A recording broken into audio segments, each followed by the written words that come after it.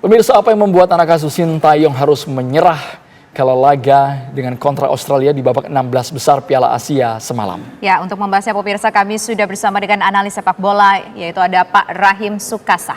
Selamat sore Pak Rahim, terima kasih sudah hadir di studio kami. Pak Rahim, ini skornya telak kalah Indonesia dengan skor 0 dan Australia dengan skor 4. Apa yang membuat ini terjadi? Apakah karena memang Australia dengan Indonesia dari segi kualitas cukup jauh? Karena menurut ranking FIFA, kalau tidak salah, FIFA Australia di peringkat 25, Indonesia di peringkat 142. Ya, kalau dilihat ranking memang jauh ya antara Indonesia dan Australia. Tapi kalau dilihat dari kemajuan pemain kita, meskipun kita kalah 4-0, para pemain kita menurut saya sudah cukup lebih bagus daripada yang dulu-dulu. Ini anak-anak muda semua. Dan baru saja dia berlatih. Jadi menurut saya kita jangan hanya melihat soal kalahnya, tapi progresnya dari yang awal sampai sekarang tuh ada kemajuan nggak? Menurut saya ada kemajuan. Dan apa namanya, memang kualitas kita belum sampai setinggi itu, tapi sudah ada kemajuan. Dan membina pemain nasional kita ini, kalau menurut saya masih dalam pembinaan, bukan pemain sudah yang udah jadi. Itu. Jadi memang butuh waktu. Mungkin menurut saya 3 tahun lagi mungkin Indonesia bisa di ASEAN bisa di atas. 3 tahun lagi. Mungkin 5 tahun lagi bisa masuk 16 besar atau 18. Sekarang udah masuk 16 besar. Mungkin 5 tahun lagi bisa, 6 tahun lagi bisa jadi 8 besar. Bertahap lah. Memang prestasi kan nggak bisa instan. Bakmi yang bisa instan. Ya, mianya direbus ya, Pak Rahim. Tapi kalau kita kembali ke pertandingan semalam, Pak, dari pola permainan, mulai dari lini depan dan juga lini belakang. Di babak pertama banyak juga tadi Pak warganet yang mengapresiasi ternyata Indonesia bisa menyerang ke gawang Australia meski tidak membuahkan gol. Pak Rahim, sepakat Pak? Sepakat. Saya lihat penyerang kita hanya masalahnya nggak bisa mencetak gol aja. Tapi sampai ke depan gawang itu bagus. Tapi begitu finishing touch-nya, kan ada satu tembakan yang meleset sedikit di atas gawang. Itu kalau masuk kan kita duluan bikin gol. Dan waktu melawan Jepang juga Indonesia nggak terlalu jelek mainnya. Cukup bagus lah. Kalau saya sih melihat pemain-pemain ini masa depannya cukup baik lah. Yang penting kontinuitas pembinaan berjalan rutin. Gitu. Ada beberapa mungkin pemain naturalisasi dalam timnas Indonesia. Bagaimana Bapak melihat peran dari pemain naturalisasi? Mereka kan dibayar juga tidak murah, Pak. Ya, kalau menurut saya gini, pemain naturalisasi itu kelasnya apa? Di Eropa nggak pernah dengar nama itu kan? Berarti dia bukan divisi utama di Eropa. Mungkin divisi 3, divisi 4 ya. Jadi beda sama Australia. Australia saya kan pernah di Brisbane Roar 5 tahun saya. Australia itu kalau dia bagus main di kompetisi Australia, dia nggak di Australia. Dia pergi ke Korea, ke Jepang, ke Eropa, ke Brasil, ke Argentina, ke Inggris, ke Belgia, ke Belanda, ke Turki dan lain-lain. Hampir semua pemain Australia ini mainnya di Eropa. Kalau ada pemain yang main di Australia, yang lalu-lalu, itu cadangan aja. Dan juga nggak main. Itu. Jadi kompetisi di Australia itu juga melakukan pembinaan bagi mereka. Mereka sukses, dia keluar negeri. Dan aja pelatih Tottenham Hotspur, kan orang Australia, pelatih saya dulu. Membuat Brisbane Roar juara, dia. Sekarang jadi Tottenham Hotspur. Jadi cara berpikir mereka, cara motivasi mereka itu tinggi. Jadi dia, ini sebagai stepping stone, saya mau hebat di negara-negara yang memang lebih bagus dari Australia. Meski di awal kita sempat menggempur berkali-kali lini pertahanan Australia, tapi ternyata ketika mereka counter attack cepat sekali bisa langsung melesakkan gol ke gawang kita. Kalau dari Bapak melihat lini belakang kita seperti apa Pak? Dengan Kapten Asnawi yang sempat bermain mungkin tidak penuh ya Pak ya? Nggak, kalau menurut saya gini, Australia itu bagusnya di organisasi.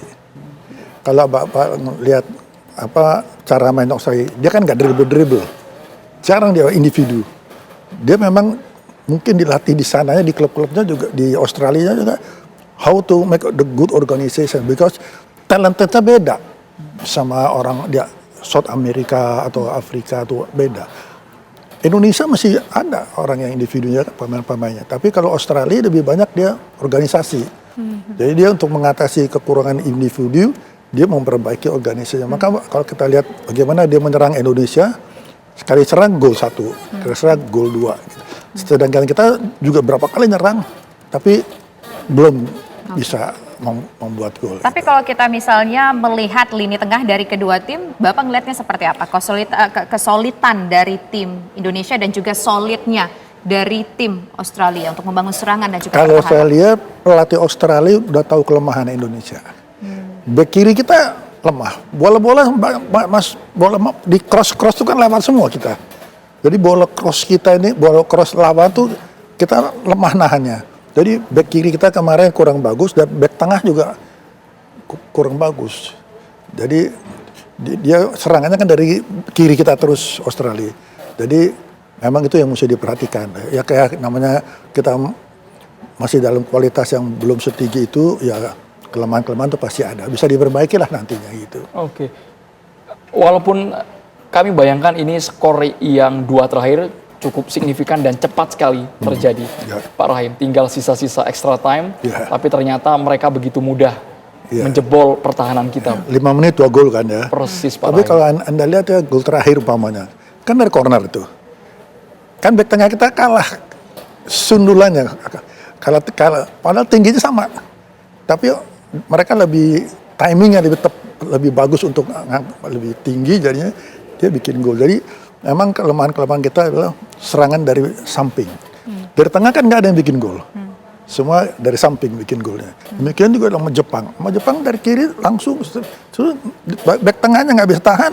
Ada orang Jepang di sana, tinggal touch the ball aja. Jadi itu mungkin yang mesti sedikit diperbaiki ke depannya. Ya. Saya pikir begitu. Kalau di tengah saya rasa Indonesia not bad lah ya. Kita kan nyerang juga. Kita mainnya lawan Australia itu boleh dikatakan open. Jadi serang menyerang gitu. Tampaknya kita memang diserang dari bagian tengah, lini tengah. Karena tadi Bapak mengatakan kita kelemahannya, bagian kiri begitu ya.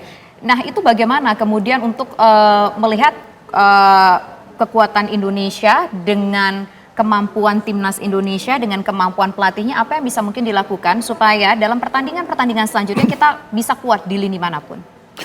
Jadi saya rasa pelatih kita juga udah tahu kelemahan pemain kita. Tapi kan waktu yang kemarin kan nggak lama. Masalah gini, kalau kompetisi kita bagus, pembiayaan kita bagus, maka di tim nasional itu bagus. Tapi kompetisi kita kan kurang kualitasnya. Terus terang aja, saya puluhan tahun saya di PSSI, saya tahu kualitasnya. Ya dulu ada suap lah, ada ngatur-ngatur lah, yang begitu-begitu tuh harus hilang 100% dari sepak bola kita. Harus dibasmi Pak ya? Ya, jangankan di dalam PSSI, di luar PSSI pun udah mesti nggak boleh megang klub sepak bola. Selama itu ada, ya kita nggak tahu nih kita menang beneran atau kalah karena dikalahin. Nah, jadi kualitasnya kita nggak tahu persis. Tapi kalau kita bersih, kan kita tahu nih kalah ya kita memang kalah, kita perbaiki, next time better gitu. Menang ya kita menang, kita perbaiki juga supaya kita bisa mempertahankan kemenangan. Nah sekarang maksud saya kalau kelemahan kita bisa diperbaiki ke depannya, kan ini pemainnya kan kembali ke klub masing-masing. Nah coba di klub masing-masing itu dilatih yang benar, paling nggak sama seperti apa yang dilakukan oleh Sintayong basicnya, supaya nanti kalau dia dipanggil lagi tim nasional, Pak Sintayong itu nggak perlu latihan dari bawah lagi, ngajar-ngajar passing, lari-lari, muter-muter supaya fisik tambah kuat, nggak perlu. Kalau tim nasional kan kalau di luar negeri cuma 2-3 hari aja. Dia taktik, strategi, udah basicnya udah bagus semua di klubnya gitu. Jadi di kita juga mesti sabar lah. Bukan hanya kita lihat tim nasionalnya, kita mesti lihat dari bawahnya bagaimana. Seperti kita nanam pohon lah. Ya kalau kita nanam pohonnya bagus, 5 tahun lagi pohonnya berbuah bagus. Ya. Tapi bukan tahun depan baru berbuah bagusnya. Begitu. Jadi pohon aja ada proses, nah apalagi kita manusia gitu. Jadi ada proses. Jadi jangan asal sembarang bilang, oh nggak bagus lah, jelek lah ini. Kita harus fair juga. Kita kalah, iya. Tapi kan cara mainnya kita not bad. Ya kualitasnya memang sebelum seperti Korea atau Jepang atau Middle East atau Australia. Tapi bagi saya jauh lebih bagus daripada yang lalu-lalu cara mainnya gitu. Terima kasih Pak Rahim Sukasa, kita harus tetap optimistis dengan catatan kekalahan telak dari Australia ini. Semoga ke depan perbaikan evaluasi menyeluruh dari timnas Garuda kita. Sekali lagi terima kasih banyak Pak Rahim Sukasa sudah bergabung di Kabar Petang. Terima kasih Pak.